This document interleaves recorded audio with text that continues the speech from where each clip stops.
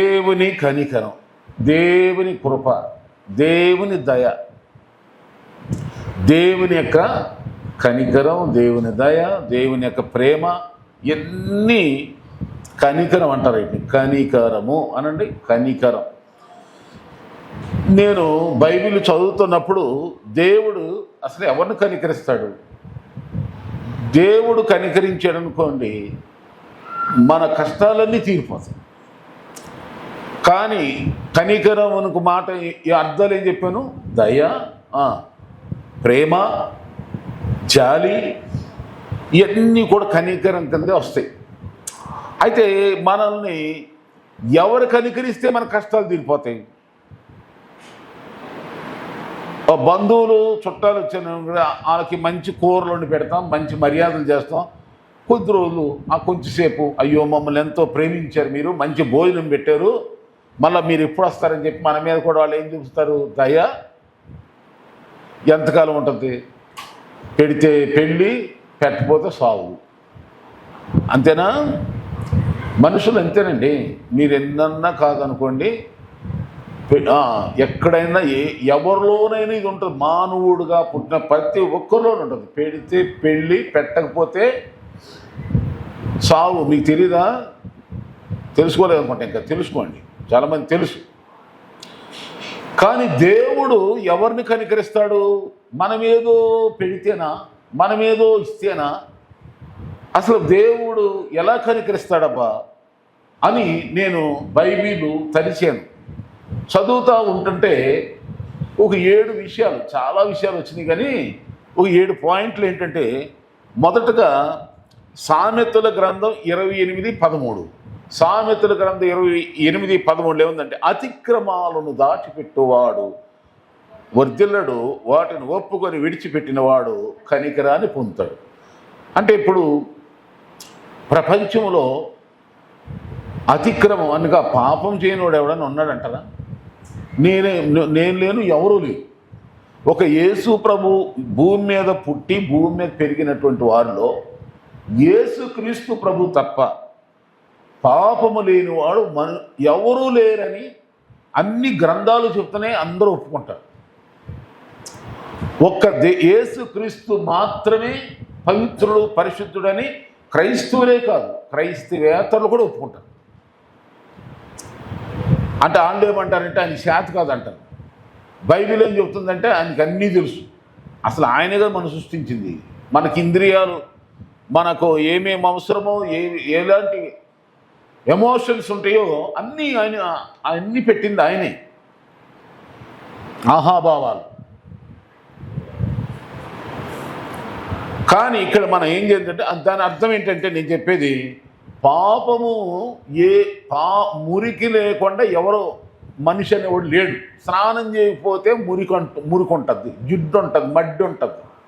అందుకని ప్రతిరోజు కూడా మనకేం చెప్తున్నాడు దేవుడు, నీవు దేహానికి స్నానం చేసి ఎట్లా శుభ్రం చేసుకుంటావో నీ అంతరంగాన్ని కూడా అలా శుభ్రం చేసుకోమని ఈ ప్రతిరోజు స్నానం మనం గుర్తు చేస్తుంది. నోరు కడుక్కో, పొద్దున్నే బ్రష్ చేసుకుని ఎలా కడుక్కున్నట్టు నోటుని కూడా కడుక్కో. అబద్ధాలు ఉన్నాయా, మోసాలు ఉన్నాయా, దొంగ మాటల అవన్నీ రావద్దు. నోటి మాటల ద్వారా, చూపుల ద్వారా, తలంపుల ద్వారా, ఆలోచనల ద్వారా ఏమైతే ఉన్నాయో మన అంతరంగాన్ని కూడా శుభ్రం చేసుకో. అప్పుడు దేవుడు ఏం చేస్తాడంటే కనికరిస్తాడు. చెప్పండి. ఇప్పుడు మనం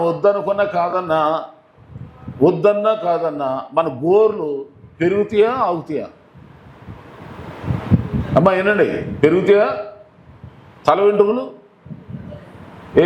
ఈ పెద్ద కటింగ్ చేసుకోవాల్సి వస్తుంది, ఇవేగుండు అని అంటే ఆగుతాయి? ఆగు. నెలకోసారి, 2 నెలకోసారి, 3 నెలకోసారి మొత్తానికి అయితే కటింగ్ అయితే చేసుకోవాల్సిందే కదా. గోర్లు కూడా మరి పెరుగుతున్నాయి కదా అని చెప్పి అలా ఊరుకుంటాం. ఏం చేస్తాం? కట్ చేయాలి కదా. అలాగే మనలో కూడా మనం ఎంతో వద్దనుకున్నా పాపం అనే ఆలోచనలు తప్పకుండా వస్తాయి. ఎందుకంటే మనం ఒక భక్తుడు అంటాడు కదా, నేను పాపములో పుట్టాను, నా తల్లి పాపములోనే నన్ను కంది. 51వ కీర్తన ఉంటుంది ఈ మాట, తర్వాత చదువుకోండి. అంటే ఎవరైనా ప్రతి మనిషి దీనికి ఎవరో కూడా ఎవరైనా దీనికి బానిసే. అందుకని పాప పాప కర్మ అనే ఒక సూక్తులు చెప్పారు. ఓం పాపిని, అయ్యా నేను పాపిని, నా పాపములు క్షమించమని ఒక ప్రార్థన ఉంది. ఆ ప్రార్థన శ్లోకం ఉంది. పాపహో పాప కర్మహో అంటాడు. అంటే పాపాన్ని బట్టి నీ కర్మరా అంటారు వాళ్ళు. ఆ కర్మను తీసేయటానికి ఎవరు వచ్చారంటే యేసయ్య వచ్చాడు. నమ్ముతున్నారా? నీ పాపములను బట్టి, నా పాపములను బట్టి, మన దోషములను బట్టి, మన అతిక్రమను బట్టి, లేకపోతే మన పితరులు చేసిన పాపములను బట్టి మనం నశించి దరిద్రాన్ని, బాధలు అనుభవించడం యేసు ప్రభుకి ఇష్టం లేక ఆయన వచ్చేసి మన పూర్వ పితరులు చేసిన ఆ పాప శాపాలను కొట్టేసి మన మీదకు ఆ దోష శిక్ష రాకుండా, మన క్రియల ద్వారా మనం చేసుకున్న పాప శిక్ష మనం రాకుండా ఆ శిక్షను కొట్టేయటానికే యేసు ఈ లోకానికి వచ్చాడు. రోమాపత్రిక 8:1 క్రీస్తు యేసు నందున్న వారికి ఏ శిక్ష విధియు లేదు. మరి నువ్వు యేసు క్రీస్తులో ఉన్నావు అనుకో, నీ శిక్షను ఆయన కొట్టేస్తాడు. దీనికి నువ్వు ₹1 చెల్లించక్కర్లేదు. నువ్వే విధమైనటువంటి నిలువు దోపిడి, అడ్డదోపిడి, ఏ గొర్రె, మేక, కోడి, కొంగ ఏది కూడా నువ్వు అర్పించక్కర్లేదు. కేవలం నీ హృదయమును తెరిచి, ప్రభువా నేను పాపిన 2 చుక్కలు కన్నీరు కావచ్చు. అందుకని అప్పుడు దేవుడు నిన్ను ఏం చేస్తాడంటే ఎవరినైనా కనికరిస్తాడు. చెప్పండి. ఇప్పుడు తప్పిపోయిన కుమారుడు తిరిగి పశ్చాత్తాపడి వచ్చినప్పుడే కదా తండ్రి ఏం చేశాడు? చెప్పండి. కనికరించాను అనంది. అలా కాకుండా నేను కొడుకుని కదా, ఆ కొడుకుని ఏదో నాకు అధికారం ఉంది, నాకు హక్కు ఉంది, తండ్రి ఆస్తిని నా ఇష్టం వచ్చినట్టు జలస చేశా, ఖర్చు పెట్టుకున్నా, ఈ మాత్రానికి నా మీద అలుగుతావా, నన్ను ఇంట్లోకి రానివా, మళ్ళా నాకు ఎందుకేవో అని అడ్డం తిరిగితే, అలా మాట్లాడితే ఏం చేసేవాడు? అడ్రస్ లేకుండా తరిమేసేవాడు. ఆ ఊర్లో పట్టణంలో కూడా దరిదాపులు లేకుండా తరిమేసేవాడు. అలా కాకుండా వాడు ఏం చేస్తాడు? ఇదిగో నేను నీ కుమారుని అనిపించుకోవటానికి యోగ్యుని కాను, నీ కూలి వాళ్ళలో ఒకడుగా నన్ను పెట్టుకో. లూకాసు వార్త 15 సంఘటన ఉంది కదా. ఆ పశ్చాత్తాపం చూసి తండ్రికి కనికరం పుట్టి పరిగెత్తుకుంటే కౌగిలించుకొని ఆ మురికిలో ఆ దుర్వాసనతో ఉన్నటువంటి ఆ కొడుకుని కౌగిలించుకుని ఆ యొక్క ఆ చిరిగిపోయిన బట్టల, గలీజు బట్టలు తొలగించేసి స్నానం చేయించేసి ఎంత మర్యాద చేసి ఉంగరం పెట్టి విందు చేసి ఇవన్నీ చేశాడు కదా. అయిదని కనికరం పుట్టాలి దేవునికి. ఎవరికి కనికరం పుట్టాలమ్మా? నీ కన్నీళ్ళ ప్రార్థన, నా కన్నీళ్ళ ప్రార్థన, నా వేదన, నా బాధ, మన ప్రార్థనలో మనం చేస్తున్న ఆ వేదన చూసి దేవుడికే హృదయం కలగాలి. నినివే పట్టణస్తులంటే పాపం చేశారంట. వాళ్ళ పాపం ఎంత పాపం అంటే ఆకాశానికి అంటుకుందంట. మరి ఏం చేశారో మనం తెలియదు. నినివే యోనా గ్రంథంలో ఉంటుంది. అప్పుడు యోనా వెళ్ళి ప్రకటన చేశాడు. అనేక ప్రవక్తలు ప్రకటన చేశాడు. ఇదిగో త్వరలో మీరు 40 రోజులు కానీ మీరు మారు మనసు పొందపోయారా, దేవుని దగ్గర మీ పాపాలు ఒప్పుకోపోయారా, మీరు చచ్చిపోతారు, తెగులు వచ్చేస్తుంది, నాశనం వచ్చేస్తుందని చెప్పగానే వాళ్ళు ఏం చేశారంటే రాజుగారు మొదలుకొని దాసుడు వరకు అందరూ ఏం చేశారంటే నేలను మోకాళ్ళు వేసేసి గోని బట్టాలు కట్టేసుకుని బూడి జల్లు వేసుకుని తెగ ఏడిచేస్తున్నారు. ప్రార్థన చేస్తూనే ఉన్నారు. వెంటనే కనికరం, దేవుడు కనికరించి అన్నాడు, నేను ఆ పట్టణాన్ని నాశనం చేయను అని. మళ్ళా ఏ ప్రవక్త అయితే మీరు నాశనం అవుతారని ప్రకటించాడో అదే ప్రవక్త వెళ్ళి ఇదిగో దేవుడు మిమ్మల్ని జీవిస్తున్నాడు, మిమ్మల్ని క్షమిస్తున్నాడు, ఇకేం పర్వాలేదు, నిబ్రంగా ఉండండి. కనికరం. చెప్పండి. దేవుడు నిన్ను నన్ను కనికరించాలంటే నీ తెల్లబట్టలో లేకపోతే ఇంకోటో పుట్టు క్రైస్తవో, నాటు క్రైస్తవులో, ఏ క్రైస్తవుడో, ఓటి క్రైస్తవుడో, గట్టి క్రైస్తవుడో ఏం చూడ్డో.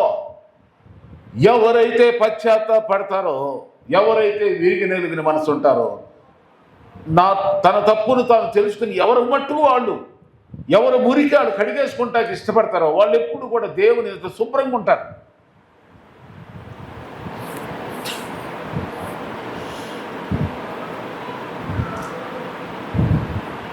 ఎవరైతే మనుషులు ఎదుట శుభ్రంగా నీట్గా ఉంటారో అందరూ లైక్ చేస్తారు, అందరూ ఉండాలి మర్యాద. అది అలాగే దేవుని ఎదుట నువ్వు నీట్గా ఆయన ఇష్టపడి నేను కౌగలించుకుని ముద్దు పెట్టుకుని ఎలాగ ఉండాలంటే ఎప్పటికప్పుడు మన అంతరంగాన్ని మాట్లాడండి. ఏం చేద్దాం? క్లీన్ అండ్ గ్రీన్ చెయ్యి. దేవుడు కనికరం దేవుడే నీకు అనుగ్రహిస్తాడు. కనికరిస్తాడు. ఒకటి. రెండవదిగా చూడండమ్మా, రెండవ విషయం ఏంటంటే, నేను 2 దినవృత్తాంతాలు 30 అధ్యాయం 7, 8, 9 వచనాల్లో ఉంటుంది. పెద్ద వచనాలు 2 దినవృత్తాంతాలు 30 అధ్యాయం 7, 8, 9 వచనాల్లో ఈ మాటలు ఉంటాయి. అక్కడ ఏంటంటే, అందులో అన్నీ చదువుకుంటే చాలా విషయాలు, కానీ అక్కడ ఆయన వైపు తిరగాలంట. ఆయన వైపు తిరిగితే కనికరిస్తాడని ఉంది. ఆయన వైపు 9వ వచనం చూడండి. 2 దినవృత్తాంతాల గ్రంథం 30 అధ్యాయం 9వ వచనం ఒక్కటి చదివితే,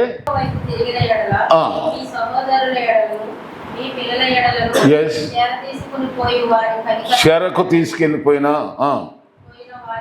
వారికి అవును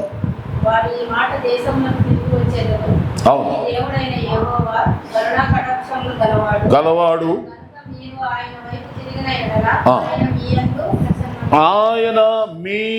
ఆయన వైపు. అందరు చెప్పండి, ఆయన వైపు. ఎవరి వైపు?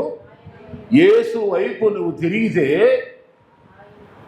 ఆయన నీ యందు, చూసారా, నీ యందు కనికరం, ఆయన వైపు తిరిగిన ఆయన మీ యందు ప్రసన్నుడగునంది. దాని ముందే ఏముందంటే కనికరిస్తాడు. ఆయన కనికరిస్తాడు. హోషేయ గ్రంథం 12:6 కూడా ఉంటుంది. హోషేయ గ్రంథం 12:6 ఏముంటుందంటే, కాబట్టి నువ్వు నీ దేవుని తట్టు తిరగవలను, కనికరమును న్యాయమును అనుసరించు, ఎడతెగక నీ దేవుని యందు నమ్మికుంచు. ఇక్కడ క్లియర్ వస్తుంది, దేవుని వైపు తిరుగుట. అమ్మా వినండి, ఆయనను నమ్ముకోవటం. చెప్పండి, ఎవరిని? ఆయన వైపు తిరగటం అంటే అర్థం ఏంటంటే, ఆయన పూర్తిగా నమ్మటం, తిరగటం.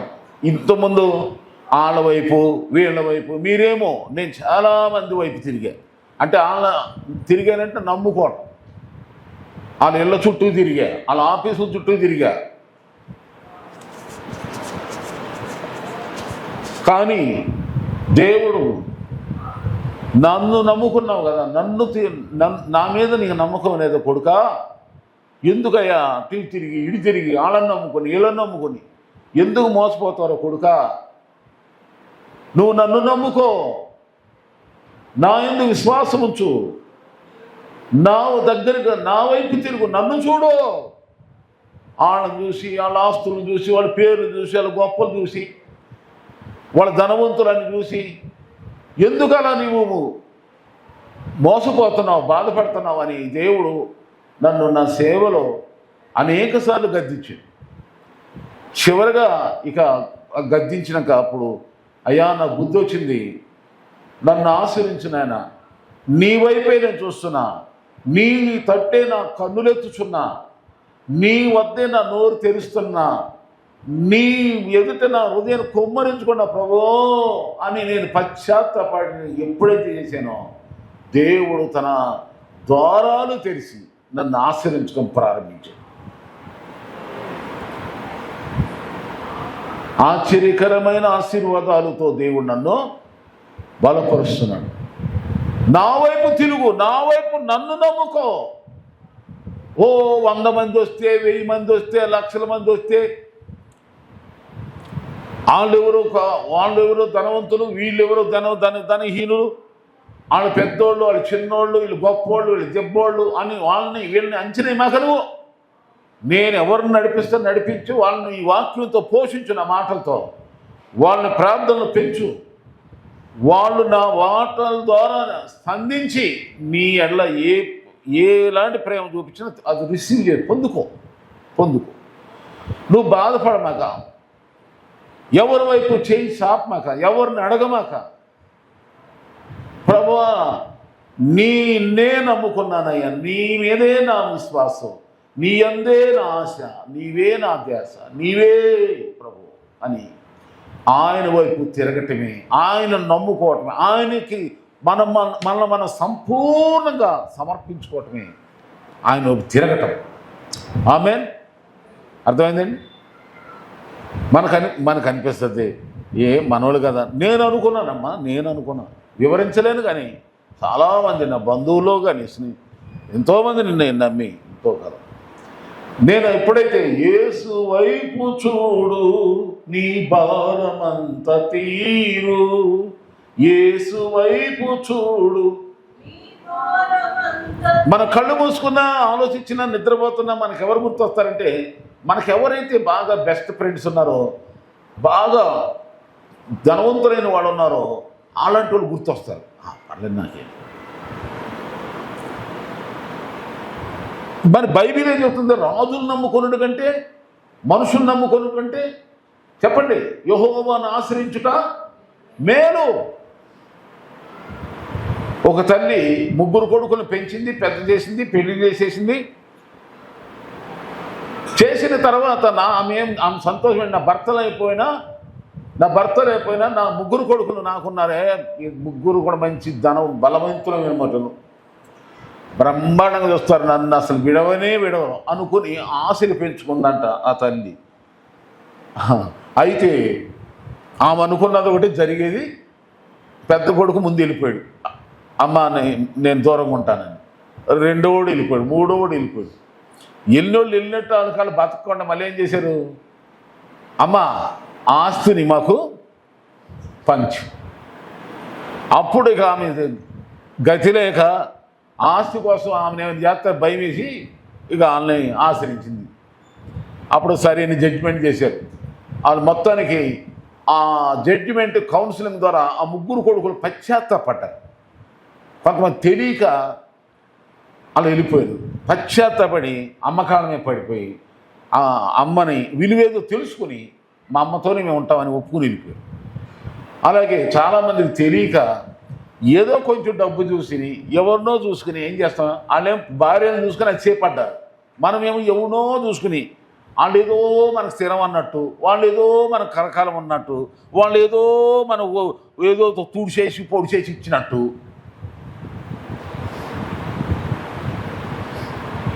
అనుకుంటాం. నేను అనుకున్నా మీరెంత మంచోళ్ళు నాకు తెలియదు, కానీ నేను అనుకున్నా ఎవరో ఆ భార్యను చూసి వాళ్ళు 3 కూడా తల్లి యొక్క విలువేదో తెలుసుకోక ఎంత దిగజారిపోయి అడిగారో. అలాగే చాలామంది దేవుని విలువ పుట్టించింది ఆయనే, పెంచేది ఆయనే, జీవం ఇచ్చింది ఆయనే, ఆరోగ్యం ఇచ్చింది ఆయనే, అసలు ఆయన లేకుండా ఏది లేదో. కానీ కొన్ని అకస్మాత్తుగా ఏదైనా కొంతమంది కొన్ని బెనిఫిట్స్, కొన్ని ప్రయోజనాలు, కొన్ని విధములైనటువంటి సంతోషాలు మన దొరకగానే, సమృద్ధికి దొరకగానే కొంచెం ఏదైనా ఈ తల్లి అయినా మన తల్లి లాంటి దేవుడిని మర్చిపోతాం, దేవుడిగా దూరం వెళ్ళిపోతాం. అప్పుడు ఏమంటామంటే, ప్రభా నేను చర్చికి రాలేను, ప్రార్థనకు రాలేను, ఉపవాసం ఉండలేను, కానీ నీ ఆస్తి మాత్రం నాకు నువ్వొద్దు, తల్లి వద్దు, కానీ ఆస్తిని కావాలి. ఇలా ఉంది చాలామంది క్రైస్తవులు. మేము ప్రయాణం చేయము, ఉపవాసం ఉండం, ఏ విధమైనటువంటి భక్తి చేయలేము, కానీ మిమ్మల్ని ఆశ్రయించు. ఎందుకంటే బాప్తిజం పొందంగా అది సాధ్యమేనా? అప్పుడు ఆ లాయర్ చెప్పింది, నిన్ను చూడకుండా నీ ఇష్టం లేకుండా ₹1 వాళ్ళు అడిగినా వాళ్ళ కాడు చేతి ఎరగొట్టి లోపల ఇప్పిస్తానని చెప్పింది. అలాగే దేవుని యందు ఆయన దగ్గరతో ఆయన నమ్ముకోకుండా, ఆయనతో ఉండకుండా, ఆయన వైపు తిరగకుండా నువ్వు అటు ఇటు చూసి, వాళ్ళని చూసి, అటు చూసి, లోకం వైపు మనుషులు వాటి నీ ఇష్టమైంది ప్రభావాలను దీవించు, నన్ను ఆశ్రయం ఎలా ఇస్తాడండి? అది జరగని పని. కనుక ఆయన వైపే తిరుగుదుముగాక. చెప్పండి, ఆయన్నే నమ్ముకుందుగాక. ఒక భక్తుడు అంటాడు, పెద్దయ్య గారు, మనుషులందరినీ ప్రేమించాలంట, కానీ నమ్మిక మాత్రం దేవుడి మీదే ఉంచాలంట. మరలా చెప్పనా, అందరినీ ప్రేమించు, నమ్మటం మాత్రం ఎవరు నమ్మాలి? నిన్ను నీవు కూడా నమ్ముకోకూడదు. మనం అనుకుంటాం, నేను నాకే పర్లేదు అను, తెలీదు. నిన్ను నీవు నమ్మకూడదు.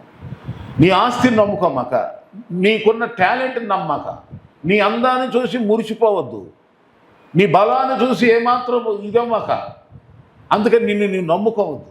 ఎవరిని నమ్మొద్దు. ఒకే మనకు ఒక నమ్మకం ఉంది. ఎవరని చెప్పండి? చెప్పాలి, గట్టిగా చెప్పాలి. మీరు లేఖనాల ప్రకారంగా మాట్లాడుతున్నాం, దేవుణ్ణి నమ్మాలి. ఇంకా తర్వాత బైబిల్ అంతట్లో చాలాసార్లు చెప్పాను నేను. తర్వాత ఎవరు నమ్మాలి ఈ ప్రపంచంలో? అది మీరే చెప్పాలి. ఏమ్మా అంటే గట్టిగా మీరంటున్నారా? దైవజనుడేనా? కరెక్టేనా? ఓకే. మీరు లేఖనానుసారంగానే గట్టిగా చెప్పారు. స్తోత్రం. కానీ దేవుడు అన్నాడు, నన్ను నమ్ముకో, నా యందు విశ్వాసం ఉంచు.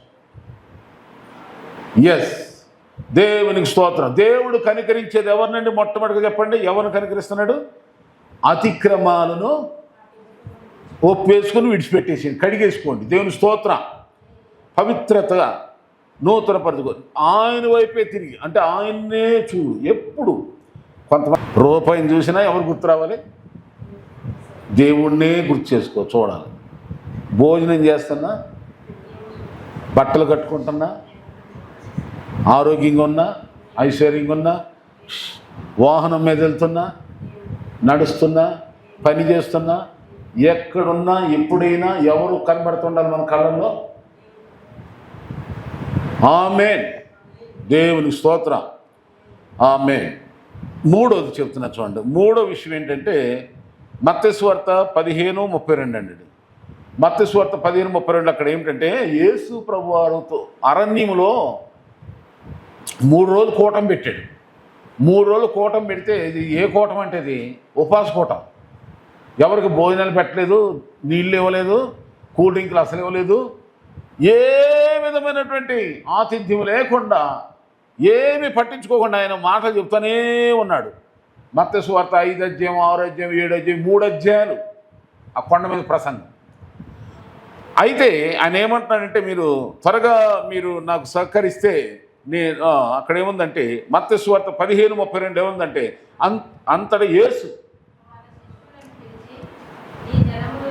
ఈ జనులు నేటికి 3 దినముల నుండి నా యొద్ద ఉన్నారు, వారికి తిననేమీ లేదు గనుక వారి మీద కనికరపడుచున్నాను, వారు మార్గములో మూర్చపోదురేమో అని వారిని ఉపవాసంతో పంపివేటుకు నాకు మనసు లేదని వారితో చెప్పగా వారి మీద కనికరపడుచున్నాను. ఆ మాట అంటలని వారి మీద. ఎవరి మీద కనికరపడుతున్నాడంటే ఇక్కడ 3 రోజులు అంట ఏం చేశారంటే వీళ్ళు? అమ్మా చెప్పండి, ఏం చేశారు? వాక్యం వింటున్నారు. ఎన్ని రోజులు అంటున్నారు? అమ్మో, మనం నేనే కాదు, యేసు ప్రభు హయాములో కూడా వాక్యం అర్థం చేసుకున్న వాళ్ళే యేసుతో ఉన్నారు. వాక్యం అర్థం కానోళ్ళు ఉండలేదు, అందరు వెళ్ళిపోయారు. మీకు కావాలంటే యోహాను సువార్త 6 అధ్యాయం చివరిలో ఉంటాయి నేను చెప్పే మాట. దాదాపు కొన్ని లక్షల మంది వెళ్ళిపోయారు యేసు ప్రభు వారి వాక్యం అర్థం కాక. అర్థమైనటువంటి వాళ్ళు అలా అన్నారు, నీవే నిత్య జీవపు ఓటలు కలిగిన వాడవు, నిన్ను విడిచి నేనే ఎక్కడికి వెళ్తామయ్యా? సత్తం కానీ అలాగే చచ్చిపోయారు యేసు ప్రభు కోసం వాళ్ళు. వాక్యం అర్థమైన వాళ్ళు ఎలా ఉంటారంటే నాటబడిన చెట్టులాగా ఉంటారండి. అందుకని భక్తులు అంటాడు, నేనైతే దేవుని మందిరములో పచ్చని ఒలీవ మొక్కలాగా ఉన్నానంటాడు. ఆ రుచి, ఆ అనుభవం నేను వర్ణించలేను మీకు. ఒకప్పుడు నాకు తెలియక ఉండేవాడు చిన్న వయసు, కానీ ఎప్పుడైతే తెలిసిందో అది తెలుసుకోవటానికి నేను మోకాళ్ళ పగిలేలాగా బైబిలే అర్థం కాకపోతే అసలు ఈ భక్తే నాకు వద్దు ప్రభా, అసలు నేను నిన్నే నమ్ముకోలేను, నేను ఉండలేను, నాకు అర్థమయ్యేలా చేస్తావో లేదని కళ్ళల్లో కారం కొట్టుకుని నిద్ర రాకుండా బైబిల్ చదివి మోకాళ్ళు వంచి నా ఏది సిమెంట్ రాళ్ళు కంకర రాళ్ళు వేసుకుని చర్చిలో అప్పుడు ఇలాంటి పట్టాలు ఇంత నీట్నెస్ ఉండేది కదా, మట్టి నేల. అప్పుడు ఏదో చేపలు, ఆ చేపల మీద కూర్చోటకే ఇబ్బంది పడదు, కానీ కూర్చునేవాళ్ళు బ్రహ్మాండంగా రోజులో. అందులో మరి నేను ఈ ఇవి వేసుకుని నాకు బైబిల్ అర్థం కావాలి, నాకు బైబిల్ అర్థం కావాలి, అసలు నాకు తెలియాలి. ఎందుకంటే నేను నమ్మిన దేవుడు నాకు తెలియకపోతే, నేను ఏ దేవుడిని అయితే నమ్మాను ఆ దైవము నాకేం చెప్తున్నాను నేను గ్రహించుకోలేతే నాకేం ఆశీర్వాదం వస్తుంది? నాయనా నన్ను దీవించవా, నన్ను బలపరచువా, నాకు అర్థం కావాలి ప్రభు, ఈ బైబిల్ ఏంటి అర్థం కావట్లేదు అని నేను ఒక 2-3 రోజులు అట్లా పశ్చాత్తపడి చేసి ప్రార్థన చేసి, అప్పుడు ఆశ్చర్యకరం ఏంటంటే ఒకరోజు తెల్లవారుదాం లేదు, ప్రభా నువ్వు నాకు అర్థం కావట్లేదు, 3 రోజులు బైబిల్తో నాకు ఈరోజు నాకు అర్థం కాకపోతే నేను ఈ బైబిల్ ఇక్కడే విడిచిపెట్టి వెళ్ళిపోతాను. ఆయన మా నాన్న రక్షణ పొందలే, మా డాడీ లోకరీతిగా ఉండేవాడే తప్ప, మా అమ్మ ఏదో చెప్పింది నీ ద్వారా నేను పుట్టానని, మేమందరం కూడా ప్రభావం నీ సంతానమని మా తల్లి నమ్మి నేను కనుక నాకు నిజంగా బయలుపరచమంటే, అప్పుడు దేవుడు నాతో తెల్లవారుదామని లేచి కన్నీళ్ళు కచ్చి ప్రార్థన చేసుకుని బైబిల్ తెరిచి చదవటం మొదలెట్టా. అప్పుడు నా హృదయం ఏదో తెలిసినట్టు ఎవరో ఒక అడ్డులో ఉంటే తీసేసి నా హృదయంలోనికి ఏదో ఒక ప్రవాహంలాగా వాక్యం అంతమంది చదివినా ఏమంటే కాదు, ఏదో ఒక మామూలు సినిమా పుస్తకాలు ఆ పుస్తకాలు నవల్లో సీరియల్ చదివినటువంటి ఎప్పుడైతే చదువుతున్నా హృదయంలో సమాధానం.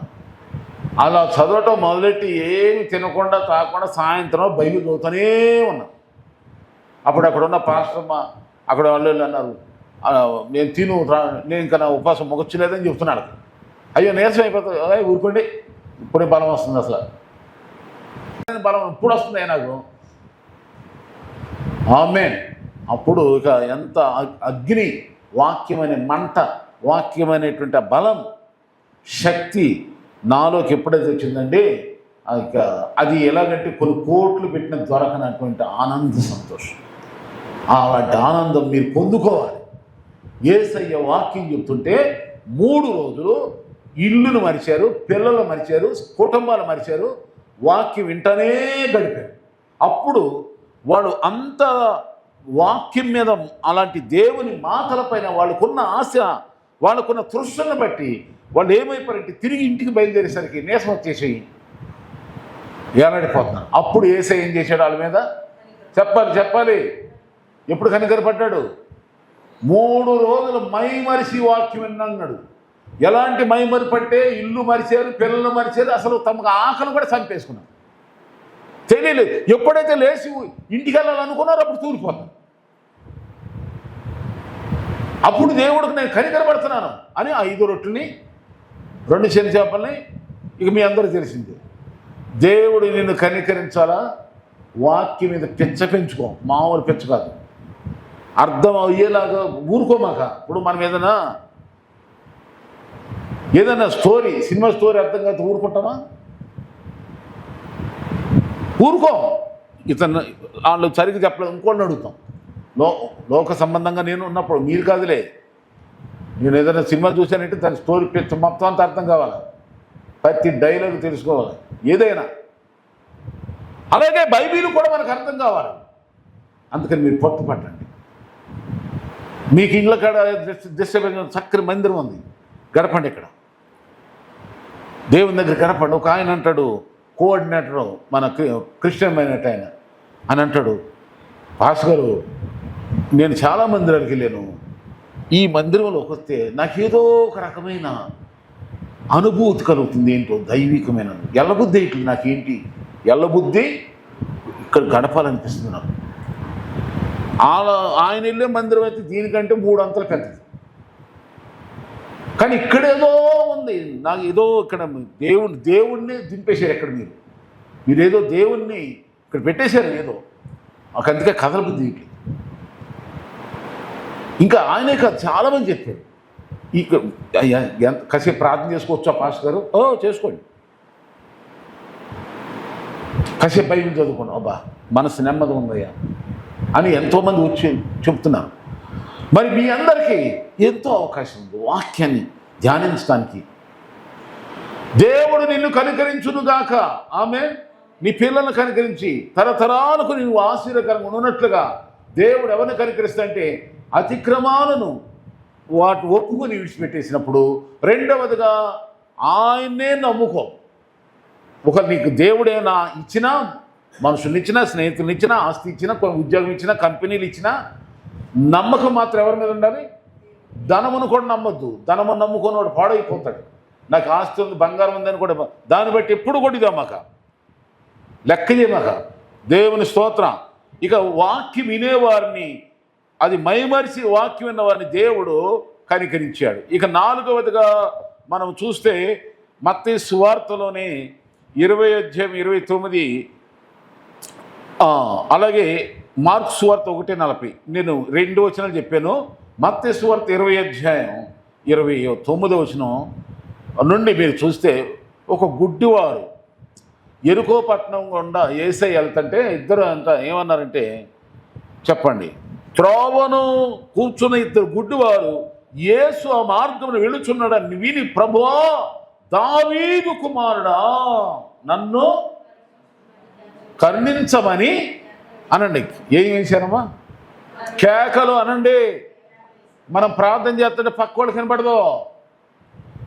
దేవుని దగ్గర ప్రార్థన ఎలా చేయాలి చెప్పండి? కేక. అయ్యో నేను మునిగిపోతున్నాను, రక్షించు ప్రభో అన్నాడు పేతురు.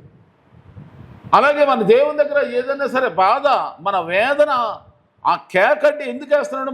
మనలో ఉన్న బాధ వెలగక్కుతున్నాం. మన దుఃఖాన్ని, మన అవసరతను, మన సమస్యను వెలగక్కేటప్పుడు సిగ్గుపడకూడదండి. ప్రార్థించాలి. ప్రార్థన దేవుని స్తోత్రం. కనికరించేది, కనికరిస్తాడు ప్రభువుని. ప్రార్థన నీ ఏవైతే నువ్వు చూడలేకపోతున్నావో, గుడ్డివారు చూడలేరు కదండి. ఆత్మీయ గుడ్డోడు కూడా దేవుని అద్భుతాలు చూడలేరు. ఏం చూడలేరు? దేవుని ఆశ్చర్య కార్యాలు చూడలేరు. ఆత్మీయ గుడ్డోడు. 2 రకాల గుడ్డితనాలు ఉంటాయి మనకి. ఒకటేమో ఈ కన్నులు సరిగ్గా కనపడకపోతే గుడ్డోళ్ళు అంటారు. రెండోది ఏంటి?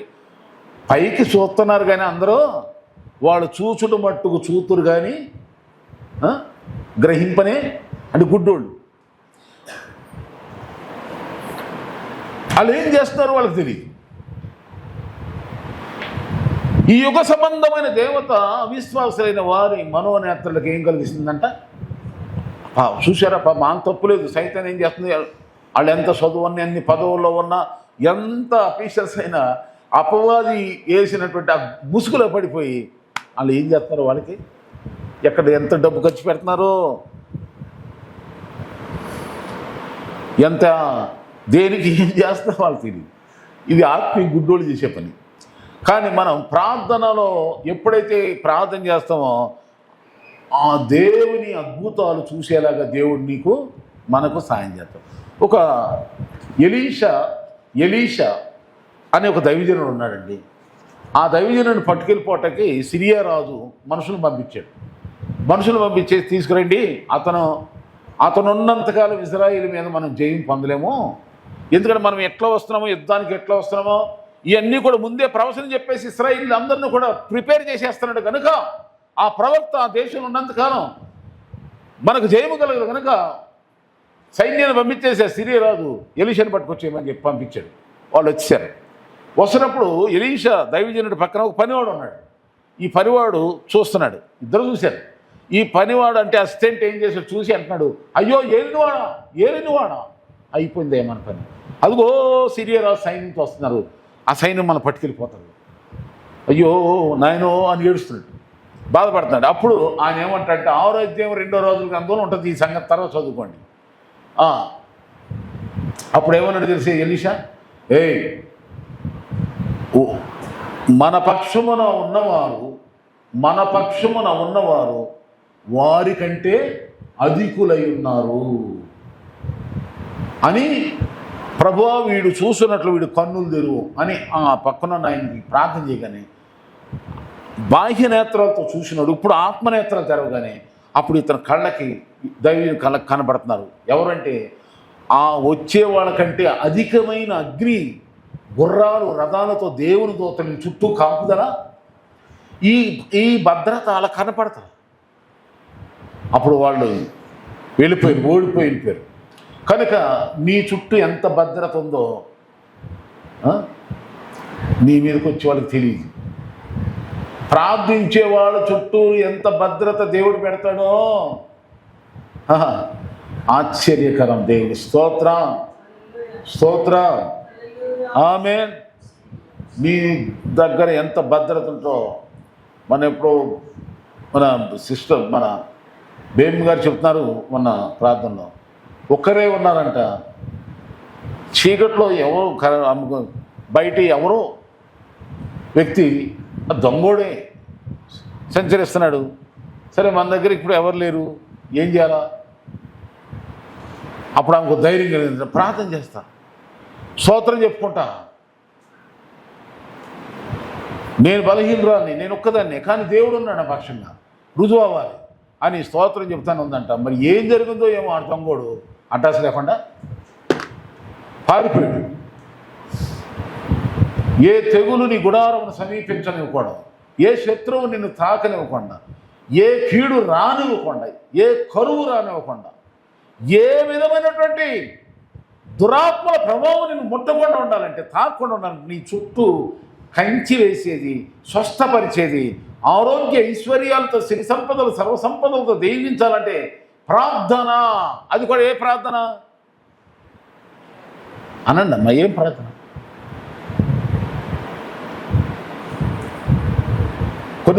కొన్ని సందర్భాలు ప్రార్థన చేస్తూ ఉంటారు, అసలు ఎవరికి నేనేమో ప్రార్థన వినపట్లేదు, చేయండి చేయండి అంటారు. ఒకసారి ఒక ఆమెకి కోపం వచ్చింది, చేస్తానండే అంటే లేచింది పోయి, అంటే ఎట్లా చేస్తున్నావు, ఇటు మోకరేసి ఇటు భూమి మీద స్లోగా చేస్తాను. అమ్మ వందనలమ్మ చేస్తామా, కొంచెం గట్టిగా సౌండ్ ఎట్టమ్మా, ఊర్లో నీ కేక వినపడింది అందరికీ, ప్రార్థన ఏమైందమ్మా నీ కేక? కంపెనీలో మన కేక వినపడాలా, చర్చిలో మాత్రం మన కేక, బస్తీలోనైనా ఇంట్లోనైనా నా మాటే నడవాలా, కానీ చర్చిలో నీ ప్రార్థన వినపడాలా. ఆమేన్. తప్ప ప్రార్థన చేయడం తప్పండి, అవమానమా, చిన్నతనమా? అయ్యో, ప్రార్థిస్తే ఎంత ఆలస్యం. బిగ్గరగా గట్టిగా ధ్వనితో మనం ఆ ప్రార్థనతో మన హృదయంలో విరిగిన హృదయంతో చేస్తూ ప్రక్కనున్న హృదయాలు కూడా కరిగిపోయేలాంటి ప్రార్థన.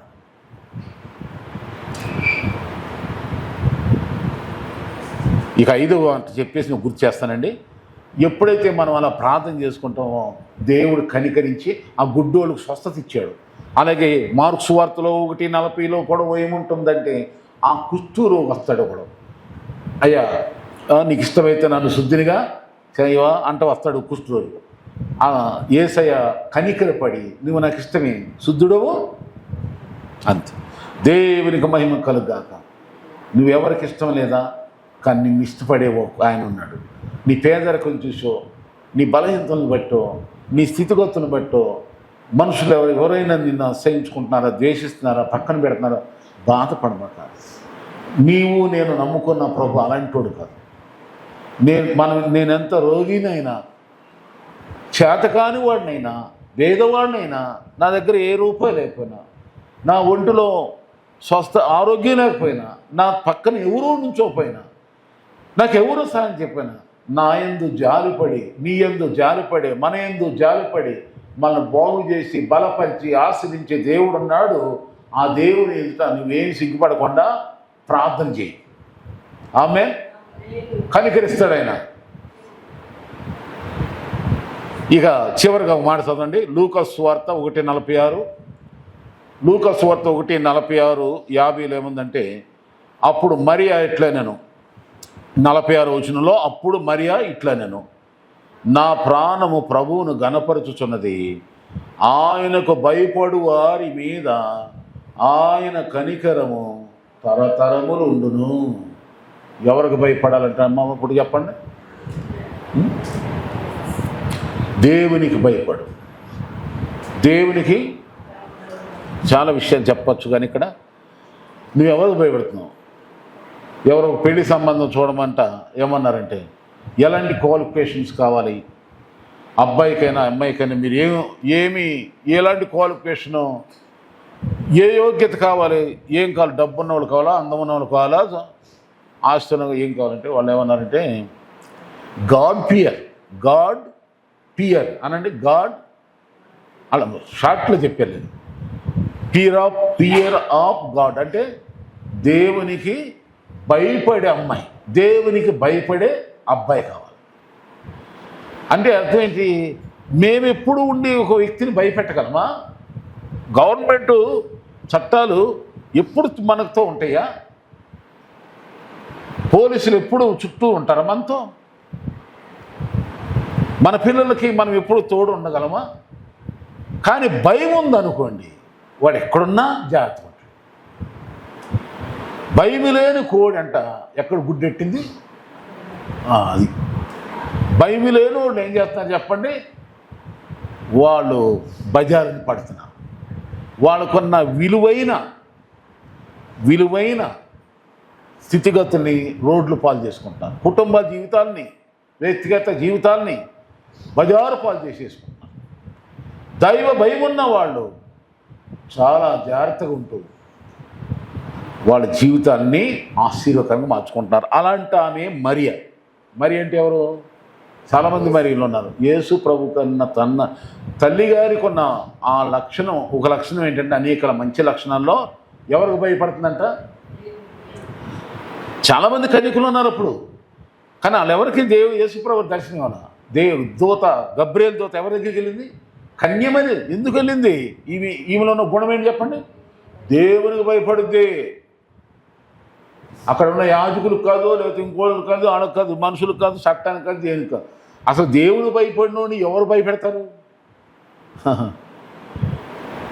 దేవునికి భయపడినటువంటి వారిని ఏదీ భయపెట్టలేదు, ఎవడో భయపెట్టలేడు. ఎందుకనగా దేవునికి భయపడి వారి మీద దేవుని కనికరం అన్ని విషయాల్లో ఉంటుంది. మరి కనుక దేవుడు ఎవరిని కనికరిస్తాడు అంటే అతిక్రమాలను, పాపములను, దోషములను ఎవరైతే కడిగేసుకుని దేవుని దగ్గర పవిత్రపరచబట్టకి ఇష్టపడతారో వారు, ఎవరైతే ఆయన వైపే విశ్వాసం, ఆయన వైపే తిరిగి ఆయన్ని నమ్ముకుంటారో వాళ్ళ మీద ఆయన కనికరం ఉంటుంది. ఇక మూడవదిగా వాక్యం మనిషి ఎవరైతే వింటారో వాళ్ళపైన ఆయన కనికరం.